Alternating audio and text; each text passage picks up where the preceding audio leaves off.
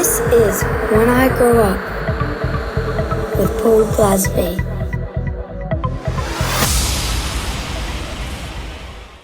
How's it going, pal? Good morning, good evening, whatever it is over there. Yep, it's what is it? 8 o'clock at night, and we're in a different studio today because we had a cyclone this weekend, and where we normally record is flooded and the electrics are off. So we're in the Born to Watch studio. Nice. Well, I'm glad you're all right. Anyway, I was literally hadn't even hit the news over here. I was like sort of writing camp thing in Ibiza last week, and was telling them your woes, and it sparked a conversation about the difference between cyclones, typhoons, and hurricanes, which was an interesting breakfast coffee chat. Well, I always thought the difference between a cyclone and a tornado? Tornadoes are different. Tornadoes are like the really tight, spirally ones. Is that like in Twister? Yeah, exactly that. Yeah, I always thought they were on land and cyclones were over water, but that's fucking nothing like. No, basically, well, I didn't know this until yesterday morning, by the way. But yeah, so cyclones, hurricanes, and typhoons are all just the exact same thing, but in different parts of the world. Depends what ocean it's over as to what they call it. So there you go. Start with a fact. Yeah, that's it. We like to do that on every episode. So tick. So how are you anyway? Good. I'm good, mate. I'm good. Yeah, it's not seen each other for years, and then here we are, 6 months apart. Yeah. So obviously we've known each other a long time now. 20 odd years. Yeah, it's nuts, really. It is. I wanted to tell the story, and well, I've got my side of it, and I think it'd be interesting to see if you can remember your side. I can kind of guess what the story is already. What do you think it's going to be? I think it's going to be outside Insomniacz. So yeah, I'll tell my side first, and maybe I nail it. I don't know. So I'd been passed this CD by someone called Paul Maddox, and it was Energy at 152, which was the Cafe Del Mar Energy 52 at 152 beats a minute. That's right, isn't it? That's about right, yeah. Yeah. So I'd been given this track, and I think I'd had a couple of others. Like I knew the name Paul Maddox, and I'd heard these tracks, and I knew this new producer that on the scene, and people were talking about him. And I came out of Insomniacz, which would have been at midday on a Sunday, because I used to do last set 10 till 12. And what was that? What was the venue? It was the Pop Centre. So it was the National Centre for Popular Music. Popular Music, that's it. Yeah, that's the one. Yeah. So amazing venue, like really unique. Yeah, really unique bit of sort of modernist architecture. Looks like three massive sort of steel kettles, basically, didn't it? Yeah. This kid with blonde spiky, I think it was spiky hair, and an Elmer backpack, was it? It was some novelty character, yeah. Came up and introduced himself as Paul Maddox. And I said, "You're Paul Maddox." I couldn't believe what I was seeing. Anyway, that was our first. That's pretty much bob on. Yeah, I don't think there's any detail other than possibly what character the backpack was. I don't think there's any details inaccurate there, which isn't really key to the story. No.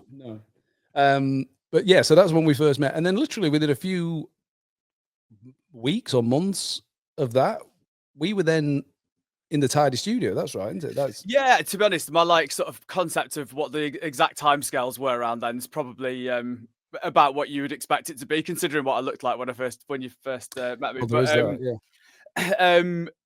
But yeah, it was certainly like that year, wasn't it? It was within a few months, I would say. Yeah. And like the funny thing about not hard dance music in general, I guess, like the regular sort of fan, I think their perception is that all the DJs that were all, like big mates and hang around, but I can count on probably one hand who I'm sort of mates with. It's not that I don't get on with but I don't know them, because you walk into a DJ box, the other guy's just leaving. Yeah, you say hi, shake hands, and that's it, basically, isn't it? Usually, exactly. Yeah. So unless you move in the same social circles, yeah, I'm the same. There's a handful of people who I have kept in touch with, and would class as friends. But yeah, a lot of it, I guess, it's like people who have a a normal job, inverted commas, it's like your work colleagues. There's people who you get on with and you'll, have a laugh with over lunch or whatever, but they're not your mates, and that's kind of, it's the same really. Well, yeah, I guess, but like in a normal job, you're spending 7, 8, 9 hours a day, 5 days a week with rather those than people. like So 30 seconds. Yeah. yeah, that's what I mean. Like you don't have that. So out of everybody, obviously Ben Stevens, Farley, I spent a lot of time with, but I've spent more time with you than anybody in Hard House because you sat in the studio all day and it's actually, is a longer period of working together. Yeah. Yeah. I mean, you must have engineered probably 90% of the tracks that I did over. Yeah, probably. I mean, certainly, yeah, I would say at least 3/4 because you did a few with Paul James and a few with Mick, didn't you? And the early ones with Ingo. Yeah, yeah. But still, yeah, like we spent a good few days in that sweaty old tidy Studio 3 together. For sure. Yeah. So you started out. I mean, how old were you when we had the Insomniacz meeting? Like 17? I was probably 18, going on 14 in appearance terms, probably. But yeah, I'd have been about 18. Yeah. Yeah. So, and then, yeah, so Tidy brought you in as their sort of in-house engineer. I think, was I the first person that they put in?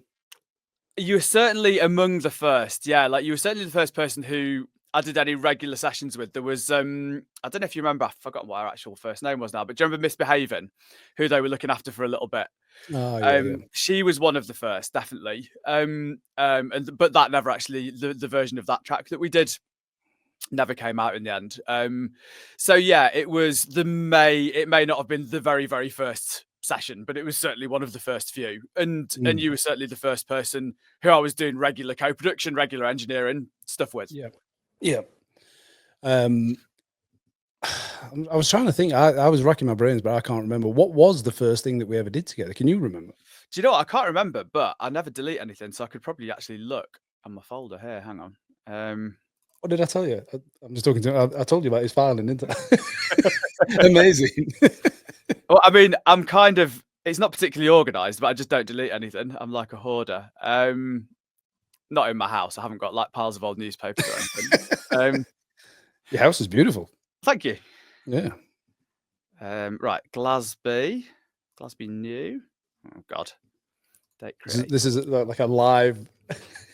a live thing. It probably doesn't make for great podcast, just like loads of clicking and humming. Do you know what? I can't tell from this because all the stuff that I imported from my old computer's all got the same. It's all there, but I can't tell you what order it was done in, unfortunately. Okay. Failed. I don't, because we were originally trying to do a single for Tidy, weren't we? And that was when we did I'm Your Nightmare and Funky Regulator, and those bits. But I don't know if they were the very first session. Probably not. And then, what was the other one? That one we did we had the vocal that I Need to Know. That was definitely later. Yeah, later, yeah. I mean, maybe only a year or so later, but it definitely wasn't one of the first ones. Because do you remember there was a remix for Ingo's label Vacuum for Sam Reeve that we did? A track called Tech It. That was definitely one of the first ones. Yeah. I still don't think it was the first one, but you can kind of tell sound-wise because I got quite a bit better quite quickly. And there's those first few that sound a bit more rough around the edges. But sort of I Need to Know and that point onwards, and like the Energy UK DJs remix and that sort of stage, it was the sound was starting to come together a bit more by that point. But there was definitely like 4 or 5 where you can kind of tell it's still finding the sound a little bit more. Yeah.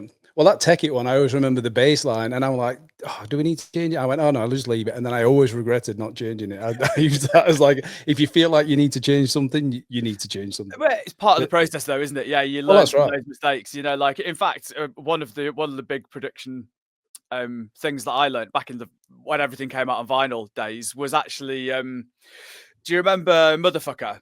Which was originally a remix for Chrissy, I believe. Chrissy, he turned it down, the fucking idiot. Yeah.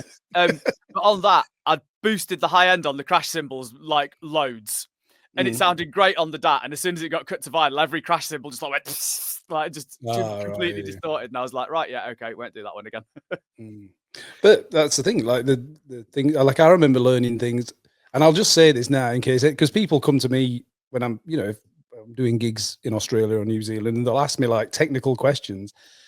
In all the years of sitting with you and other producers, I have not picked up once. I wouldn't even know how to turn your computer on, let alone, anything. I don't even know what program you use. I'm just like, Maddox, we need to do this. I want it to sound like this. I want this. I want this. And obviously, you like one of the things I've written down here in my notes is like we ended up, pardon me, with like almost like a psychic connection. I mean, like, how many times have I said, and you were like, "Oh, I was just going to say that," and then or vice versa. And I think that's a really nice thing. I certainly have. I've had that with lots of people who I work with on a, regularly. We were in the studio pretty much every week, weren't we? Every couple of weeks at least. And you do, you learn kind of, you sort of get into the, the other person's sort of creative headspace a little bit, and you start to think how they think, like, and I totally, totally appreciate that, and it's a good, it's a good thing, you start to hear things through their ears a little bit in terms of what they want to do. Yeah. And I think the nice thing was, after not having worked together for how long had it been? It must have been 10 years since we'd sat in the studio together. It must, I would say about that. Yeah. Well, I've been in Australia for 10 years. So in fact, probably more. Actually. I mean, did you ever come to the studio that I had in the garage in Rotherham? No. So it's probably more like 15 years in that case. Oh, hold on. The garage in your house at Rotherham? Yeah. Yeah. We do some stuff in there, right? Okay. Yeah. So 10 years ish then, probably. Yeah. Yeah. And then when in September, when we did that new track, it was like we've not been apart. Yeah, no, totally. It's like, it's funny how deeply ingrained those things are. Because if you'd have asked me to consciously think about some of how we worked in the studio together and stuff before, I probably would have struggled to pinpoint it. But then as soon as you sit down in the same room and start, you fall back into that same groove, and it's sort of really familiar and really easy. Yeah, it's good. But I remember one of the times when I went in the studio with BK to do that. Was that the Halloween thing? Yeah. And we'd always listen to BK stuff and be like, oh God, how does he think to do that? Like, just that little thing that he did that. And then I went in the studio with him, and he just put all the sound effects like on the keys, and literally was sat talking to me while the track's playing, and he just randomly and I remember saying to him, is that how you do that? I remember you telling me this at the time, and I was like, it's funny, those things, isn't it, that you idolize someone as that having this like probably like genius creative process, and it's just messing about. They're just messing about, and they're good at what they do. Like that's the literally not even paying attention to what he was, and then he just run it back. Oh, just move that one there, move that, and I'm like, what the fuck? And I came back and told you. Yeah, crazy. But that's a good lesson, like, because it's very easy if you like admire something, in any art form, but music is the one that I know the best. If you admire something, it's very easy to kind of, sort of like put it on this pedestal as if they're doing something genius and super clever that you're not. Whereas chances are that they've obviously got a good ear for it, and they're obviously good at what they do. But 9 times out of 10, the process itself is usually pretty simple. Yeah, for sure. Yeah.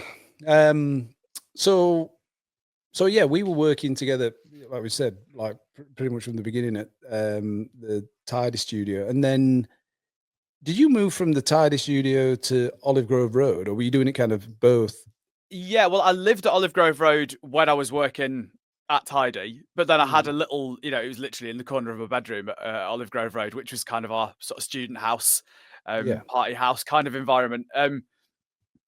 But then I did do a few bits after I left Tidy, or after I stopped working full time at Tidy, there. And then we moved to Beaufort Road in Sheffield, which is the one where I had the studio in the basement, if you remember that one. No. Do you know? I don't remember that. I remember coming to Olive Grove Road. Yeah. I don't remember no. Well, we must have still been doing Tidy Studio then. Maybe so, yeah. Do you know, maybe I just went in and we used the Tidy Studio for stuff, yeah. I don't remember though, to be honest, but yeah. God knows. It was up near the Hallamshire Hospital. This is very niche reference for any. Oh, sorry. No. Of course. Yeah. This is like listening to an Arctic Monkeys track. Like, oh, I know that.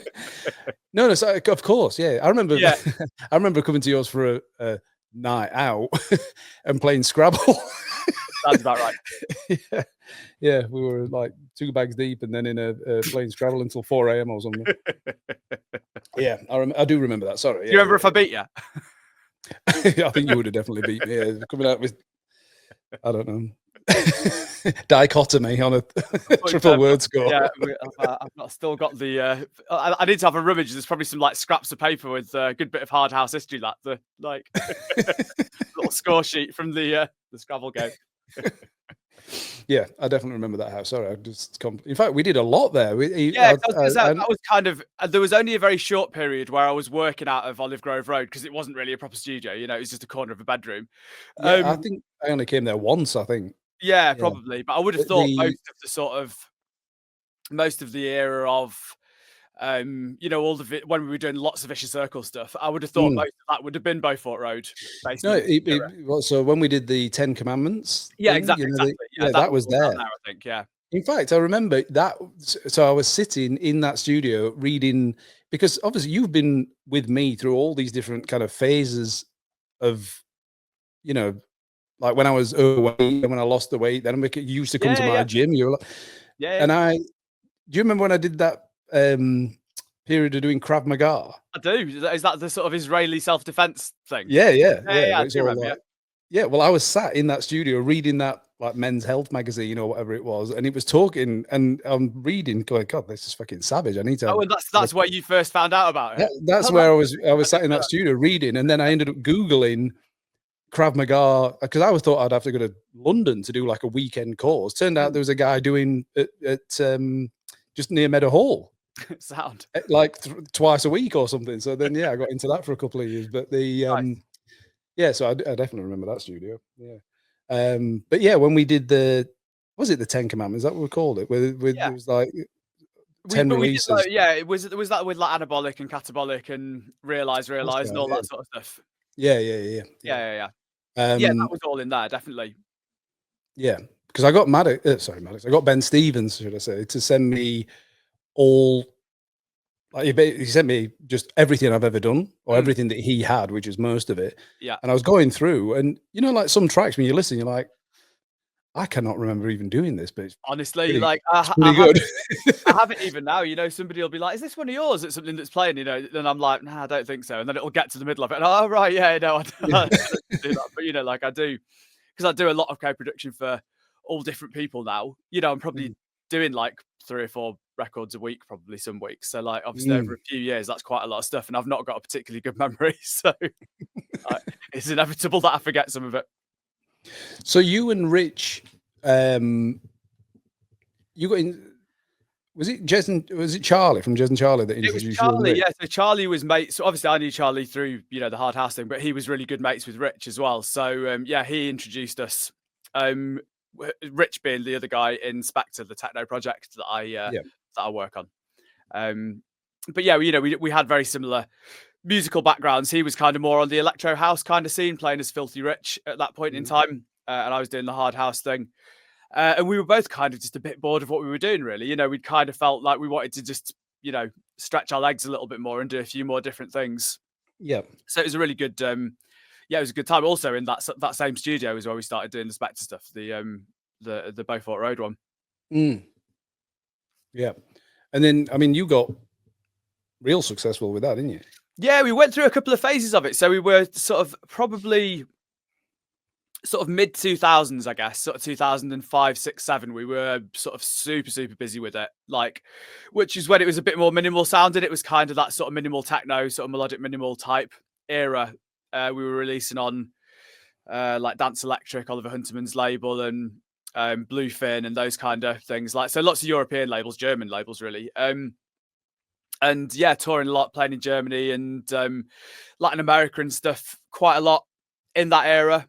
And then it kind of quietened down a little bit for a while. Then we kind of had another little resurgence doing the more big room techno kind of stuff, which was probably like, so probably like sort of 2010, 2015 kind of era, 2016.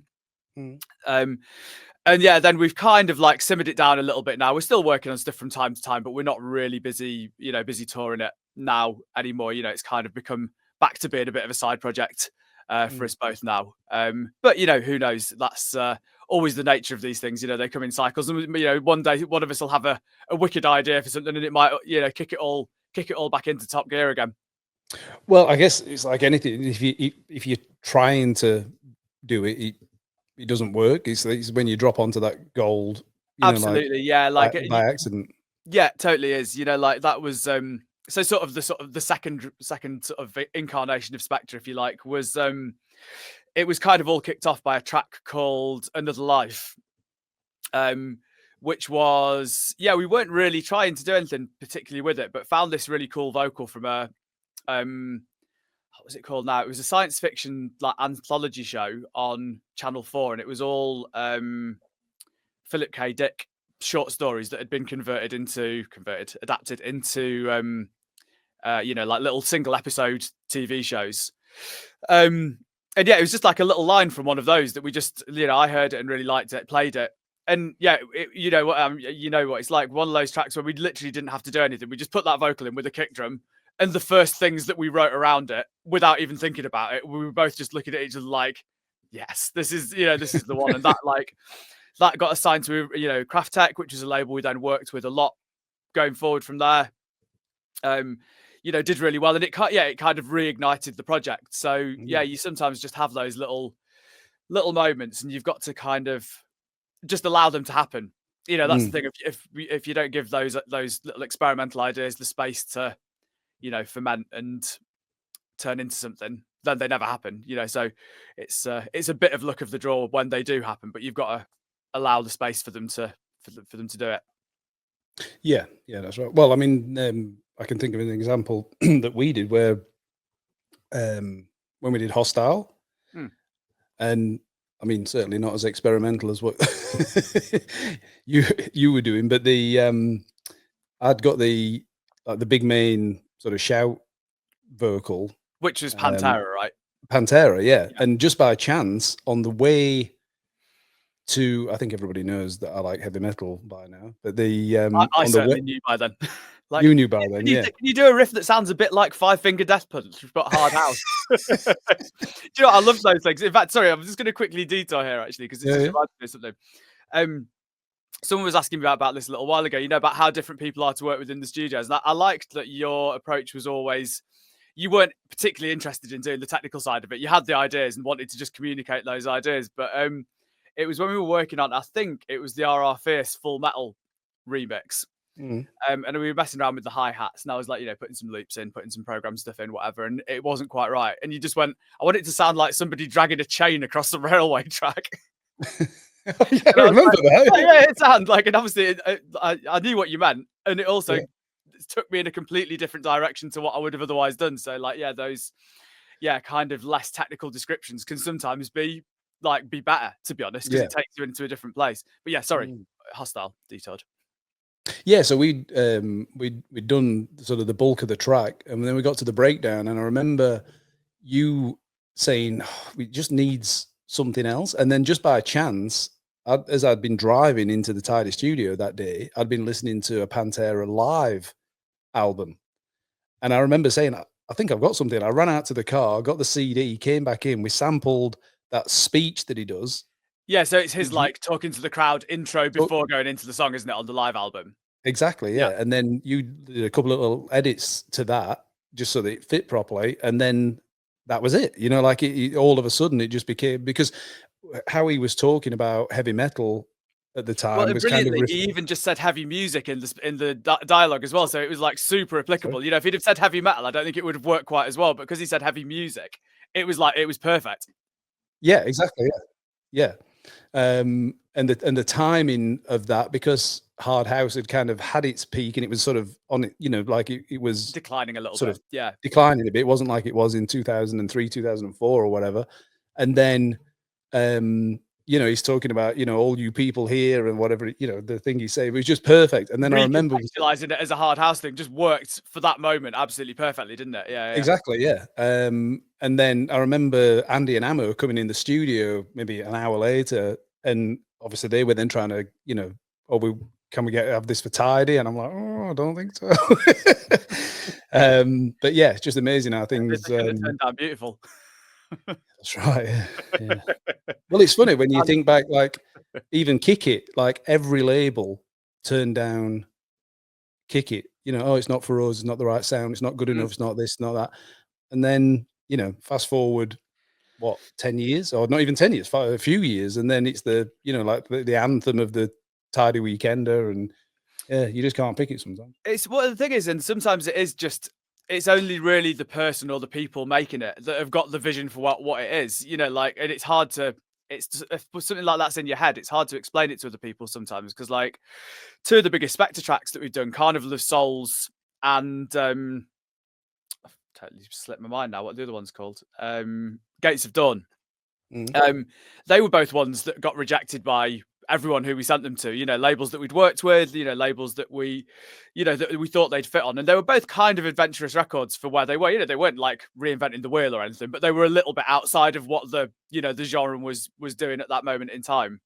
And yeah, we put them on Respect, our own label, and they're the two biggest releases on the label, you know, so it's, yeah, you know, I think that's one nice thing about having your own label, that if other people don't get it and you've got real confidence in it, you can put it out and yeah, and get those things the audience that they deserve, or some of the audience they deserve anyway. Well, it's, I mean, I've literally only just thought of this as we're talking about it now, but like, let's say, you know, not Tidy or Nucleus, or, but like Chris C for Mohawk, for example, if he'd licensed Kick It, Vicious Circle probably would never have happened. No, and that's the thing. If you, and we fell into that trap with Respect a little bit in the earlier days of it, that we'd only put stuff out on there if it had got turned down by the bigger labels, which, like, at the time you can see the logic, because probably as an artist it's more benefit for you to have a release on, you know, Tidy or Drum Code or whatever the relevant big label is in the scene that you're in at that moment. But actually, with hindsight, having that bit of, like, you know, confidence to put your own stuff on your own label and build your own brand is actually probably a better way to do it. But I mean, hindsight helps though, because you know, you never really know if those sort of out there records are going to be the big hits that they turn out to be, or whether it's you having a weird idea that nobody else gets. So like, yeah, it's easy. It's easy to think it's a good idea looking back, I suppose. Yeah, that's right. Yeah. So obviously we've spoken personally about this in the past, but like, you, like me, your musical influence came from you. I guess, like most people are, really, the parents. Yeah, you were lucky that your parents were into cooler shit than.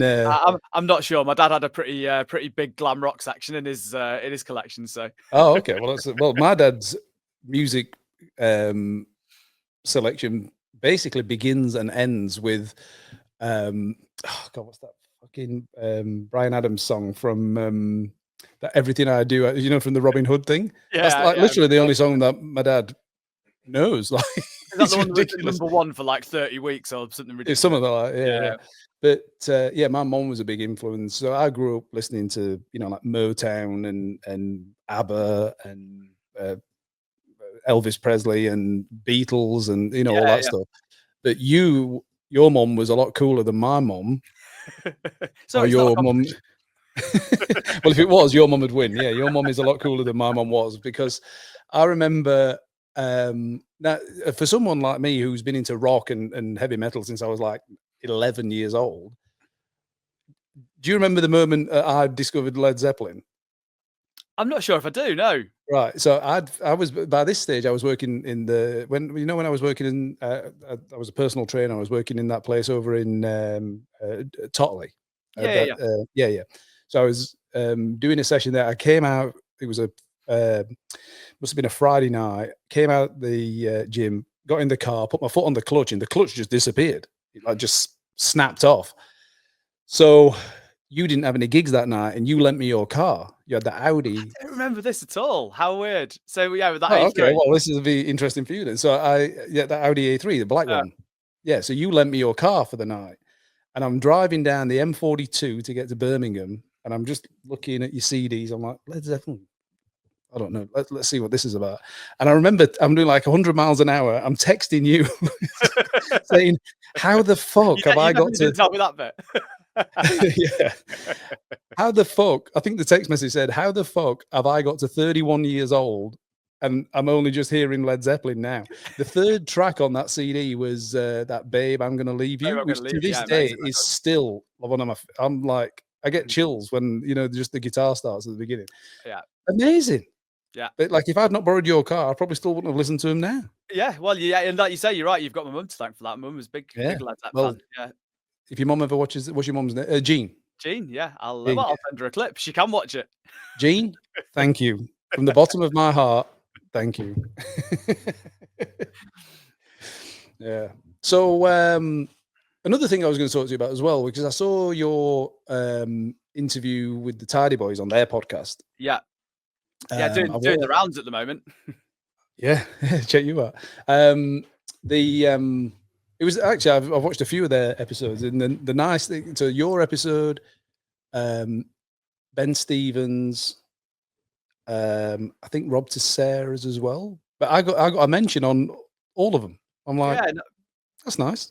totally. Yeah. Well, I mean, like I can't even remember what exactly I was saying on that one, to be honest. But yeah, I mean, really, what I do now is the bulk of my job is co-producing and engineering and co-writing with people. And really, those skills I started building those working with you back in 2002 or whatever it was. So that was the the first steps on the road that brought me where I am now. So yeah, it was they were formative years for sure. Yeah, well, good times.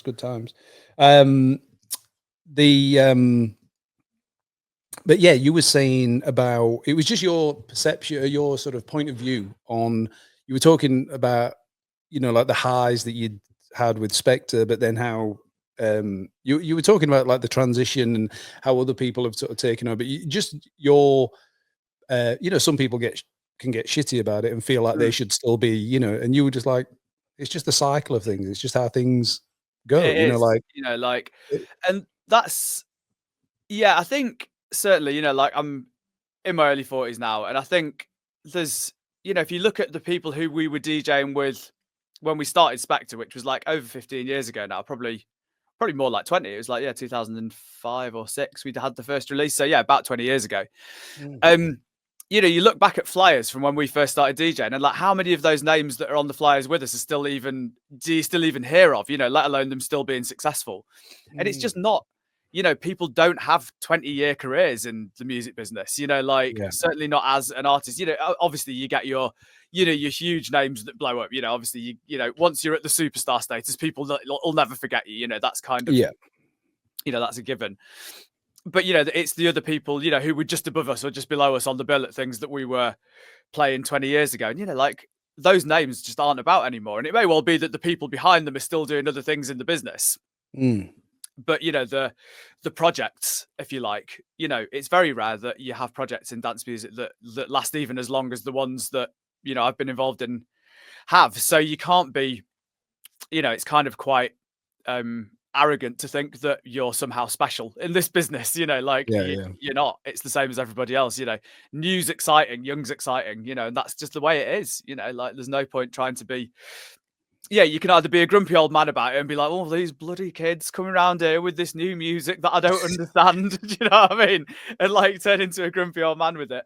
Or you can find a place where you do fit in the new shape of things, or you can just fuck it off and do something else. They're the choices, and the grumpy old man one is the least appealing of the three to me. Yeah, I guess it's just I think for me, because I kind of stepped away from it, so I never really had. I think that's what I wanted to do as well. I didn't want to be, like when you've got to a certain level, and I didn't want to be still going out and playing to 40 people for £100, like it just. I'm like, and when I said I'm packing it in. Not that I really, I didn't properly pack it in. But you were packing it in as your sort of every weekend. You were packing it in as a full-time thing. Yeah. Well, it just got too much for me because I've been doing I started doing the personal training. That just started taking off, and it was basically to replace the DJing, because when we'd been signed to Most Wanted and everything just went, shit. So it was let that fade away. I'll get into personal training. Hopefully that takes off before this completely, goes. And then obviously we then moved. Kate started Red Management, and then everything just took off again. So then for 7 years, I'd be doing up at 5:30 for my first PT client on a Monday, finish sessions at 7:30 on a Friday night, and then be on the road, on the road. And after 7 years of that, then I set up Prime Mover as well. So then it's like something just had to give. Yeah, there's only so many hours in the day, aren't there? And there's only equally, you can sort of burn the candle at both ends and really grind it out for a period, but you can't do that forever. No, that's right. If you've got a period where you're like, right, I need to do these two things, and you need to just literally be like, live and breathe it for a year or two, you can do that. But I think beyond that, it just becomes like detrimental. And I think I did start getting to the point where I wasn't enjoying it, and the way I looked at it is, if I'm here and then I don't mean any disrespect to anyone here, but like if you got like Ben Stevens is here, and then there's Adam M and people like that. Like if I step away, everybody moves up, like it makes space for people to take my place. If I'm not appreciating it anymore, which I wasn't, then it was time to. Do you know, that's another aspect of what I was just talking about before, actually. Yeah, like the people, the new kids coming through. The reason they're there is because they've got the energy and the enthusiasm and the drive to do it. It's not an unfair dethroning of people who've been around for a long time. It's young people with more energy and fresh ideas and a fresh take on it. So it's like it's right that they succeed, in my opinion. Yeah, that's right. But I did hear. I mean, I sort of don't know what's going on, but some people. I did a gig in. It's when I came back to England in September, and people were telling me about how Insomniacz, the very same promoter of that fateful lunchtime. Exactly. Yeah. That gig was amazing as well. It's really good. But the people were coming up to me and telling me about how these new, like the new breed that are sort of playing hard house now, but they're playing a lot of our stuff, like it's. So, well, that's the funny thing, like to me in my head, the perception of the stuff that we did back, in 20 years ago or whatever, is that's still sort of relatively recent in my head. Whereas, that would be like us playing something from the late 80s in the early 2000s. Yeah, it's like that whole thing when people, they're digs now. It's people digging through old, secondhand stuff in record shops and digging out old Maddox tunes and old Glazby tunes or something, and being like, fucking hell, they were making this in 2005. Imagine that. But like in a way, I mean, it's kind of makes me feel really old in one way, but also kind of proud in another. That those records have got enough. There was something good about them, that they weren't just of that moment, and they're still, they still have an effect on people from a completely different generation. I think that's for sure. Yeah, that's something to be proud of, definitely. Yeah, definitely. Yeah. Because I mean, there's, think how many hard house in that era, like 2000 to 2010, for example, like how many hard house tracks would have been. I mean, thousands. Yeah. I mean, dozens per week. Yeah. And if you're, like if you're in that sort of top 1% where people are still playing it now, that's definitely something. It's an achievement, definitely. Certainly wasn't what we were aiming to do at the time. They were very much records of the moment, weren't they? I certainly wasn't with any of the hard house stuff trying to make a lasting legacy or anything like that. But if that's the way some of it's turned out, then all better. Yeah, it's good. And hopefully they're all writing down what they're playing, so we get some publishing off the back of it. Yeah. So you're doing a lot of. Are you doing a lot of stuff? Or are you doing some stuff back with Tidy now?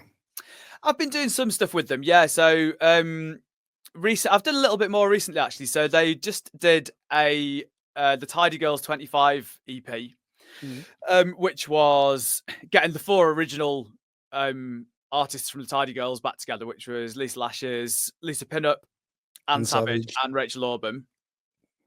How old Rachel Orban now? She was the oldest of the 4 of them back then, so she still is. I realised that as it was coming out of my mouth, I was trying to think of a way of styling it out, but yeah, no. But yeah, I'm not sure. But I worked with Rachel and Lisa Lashes on their tracks on that, so that was fun. So yeah, they've come out really well. And yeah, there's a couple of just solo things that I'd just done just for fun, really. You know, that just ideas that I'd had that I wanted to get out that fitted better on Tidy than anywhere else. Right. So I've done those. So it wasn't really so much of a a conscious move back into it, but I think sort of naturally, because that sort of hard house sound is kind of coming back a little bit.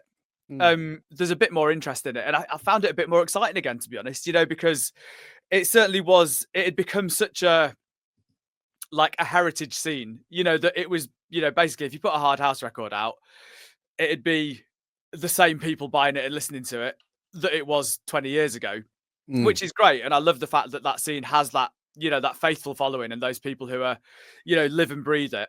Yeah. But equally, you know, it kind of feels, you know, a bit like Northern Soul or something, you know, that it was just going to be the same people listening to it until they're in their 80s or 90s or whatever. Yeah. Whereas I think the fact there has been a bit of a resurgence of it and some, you know, new generation artists making that sound and playing that sound out has kind of injected a bit of new life into it, you know, for some of the artists from the first time round as well, you know, like, you know, look at BK, he's, you know, doing releases on, you know, like Hannah Lang's label and Armada, and, you know, just generally sort of having a real, you know, a whole new, a new wave to his career. So it's wicked. Maybe I should plan a comeback. Well, so obviously I was like, it did cross my mind, you know, I was like, oh, you know, maybe I could sort of really put a load of energy back into doing a load of Paul Maddox stuff again and doing that. But I kind of, because I've done the touring DJ thing for like with Spectre primarily for 15, 20 years. And now that that's sort of just naturally eased off a little bit, you know, we're not really, you know, we're doing a handful of gigs still, but we're not busy touring like we were. I'll be honest, I don't really miss it. You know, I think I'm kind of at that point where I'm glad I've done it. It was a hell of a lot of fun doing it.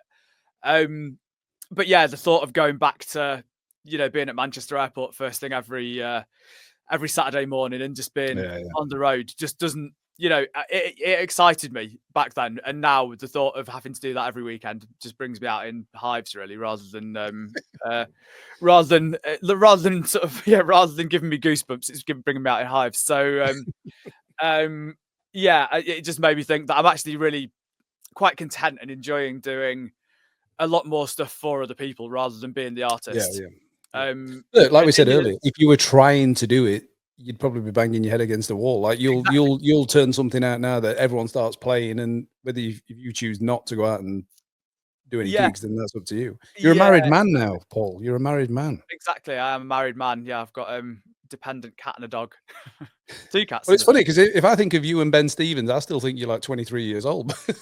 But what are you now? 42? I've got records that are 23 years old, Glaz. Well, like, yeah, exactly. But, I'm 41, 42 this year. 41. Yeah. Right. Yeah. So, and then sort of looking into is there any big plans down the track? To be honest, kind of just keep on keeping on, really. You know, I'm sort of just been working with some really nice people, really interesting people, doing just again working on other people's projects, really, and, you know, being on there as a, you know, writer and a co-producer and everything. And I enjoy it. You know, the studio's always been more my natural environment than the DJ booth. You know, like I've enjoyed DJing a lot, but, you know, I think I've always said, if somebody had a gun to my head and said you've got to give up one or the other for the rest of your life, I would have given up DJing without even blinking. So you became a DJ because people were buying your tracks. Exactly that. Yeah. You know, BK. I mean, BK was the same, wasn't he? Yeah. So that's always been the thing. So actually, and I think working on one project all the time, however much you're into that project, can be quite not boring, but you kind of just run out of ideas a little bit, you know, if you're doing the same thing all the time. Whereas, you know, I might be working on some sort of breakbeat progressive thing with Lily Chan on Monday, doing a really hard sort of new school hard thing with Meg McHugh another day, working with Rich on a Spectre, big room techno thing another day. So it kind of keeps your brain active. You know, I've not got the longest attention span, so doing lots of different things for lots of different people suits me, I think. Yeah. Well, I mean, that happened to me as well. Like when that Beaufort Road era, when we no, in fact, sorry, even when you were in when you moved to Rotherham. But we started doing more stuff. Like I guess for me 10 was PM bits. well the 10 p.m. bits for sure, which we need to have a chat about that off air as well. But the stuff like, oh god, I can't even remember, like the wickedness and Yeah. nuclear warfare and things like, you know, like the more melodic stuff, which for Yeah, me it was like a big still hard. It guitar. was still hard, but kind of just a bit sort of deviating outside of that bracket a little Yeah. bit. Yeah. I saw him when Ben was on the Tidy Boys, and they said something about Kick It, and Ben said Glaz doesn't even like the track. It's not that I don't like it, but that to me is that's like my Master of Puppets, you know, like it's the one that people always expect you to play and ask you to play. And it's like, I've played that track more than anybody in the world, you know? So to me, it's just like, oh, I don't want to play that. I want to play, you know, because for me, when I DJ now, every time it's like, is this the last time I'm going to play? Because it could be. And it's like, I don't want to play, you know, people send me new stuff sometimes, you know, like you know, they'll email me a track, you know, can you play it next time I play? I'm like, well, no, probably not. Even if it's good, I'd rather play the Paul King track that I used to froth over. Like Well, the thing is, that is also when you're at that point where you're not really DJing as much, and it's almost a bit of a back for one night only type scenario, isn't it? You know, like, but then the people who come to see you back for one night only, they want the hits, don't they? You know, they want Kick It, and they want, you know, Beautiful, and you know, the Incisions remix and all that, you know, all that kind of thing.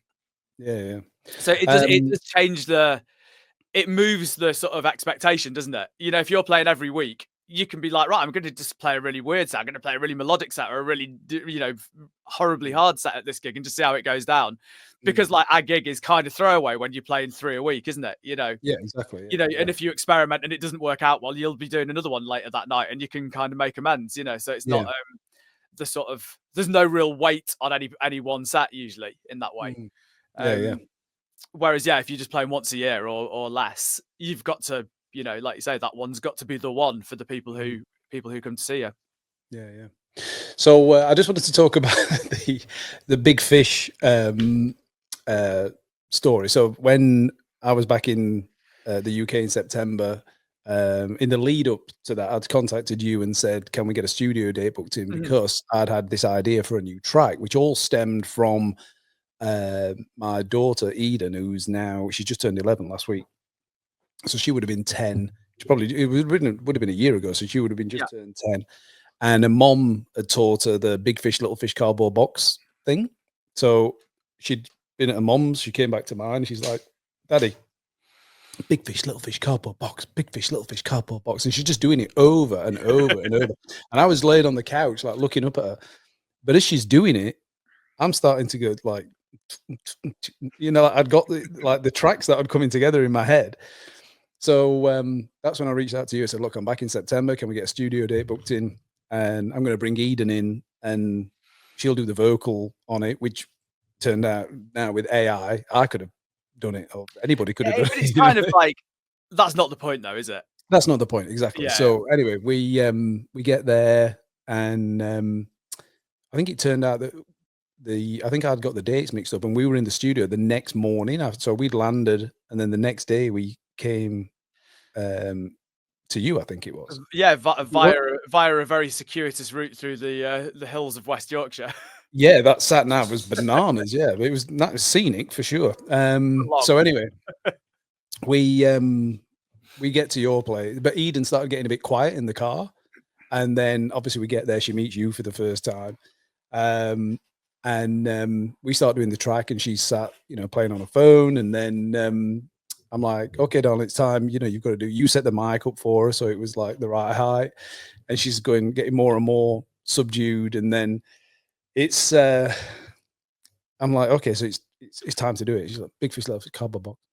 Like, no, darling, you got it like you did it before. You know, when you were doing it. Like, it's the pressure of sort of recording people who are really competent singers, like doing studio stuff for the first time is still like quite nerve-wracking, and it's quite a pressure situation. So at 10 or 11 years old, I guess, and for you, not having kids of your own, you handled it. You were amazing. You were like, okay, I'm going to step out. I'm going to go make a cup of tea. You just stay with your dad and just do it as many times as you want. I mean, I'll be honest, I treated it exactly like I would an adult client who had a bit of stage fright, to be honest. But I'm getting annoyed. I'm going, just fucking do it. Get it done. It doesn't help though, does it? You know, that's like, it's, yeah, if you're nervous of doing something and someone's just like, fucking do it, you're not going to, it's just going to make you shit yourself more, isn't it? All right. This is not a parenting thing. I ain't got So anything, anyway. I've only got a cat and a dog, so like, what do I know? So she's doing it and she's still, eventually I said, darling, if you do it properly, I'll give you $100 straight away. Big fish, little fish, cardboard box.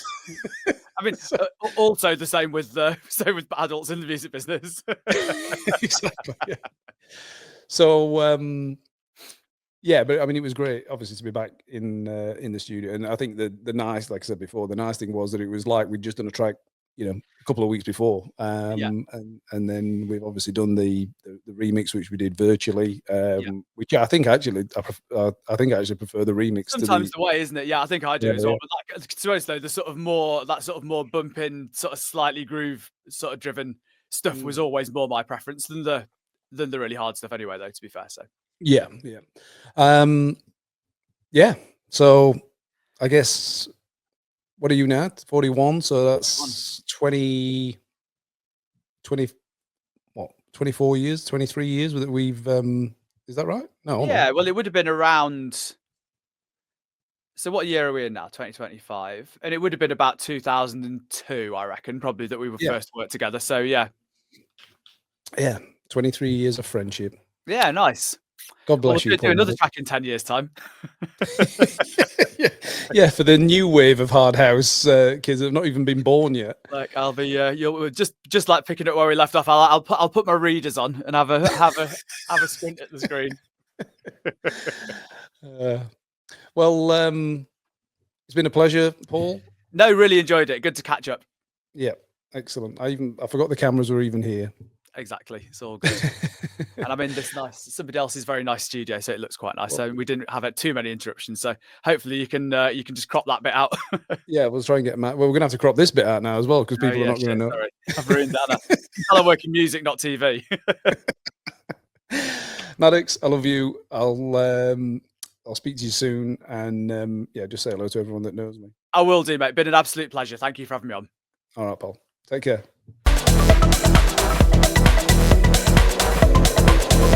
This is When I Grow Up with Paul Glazby.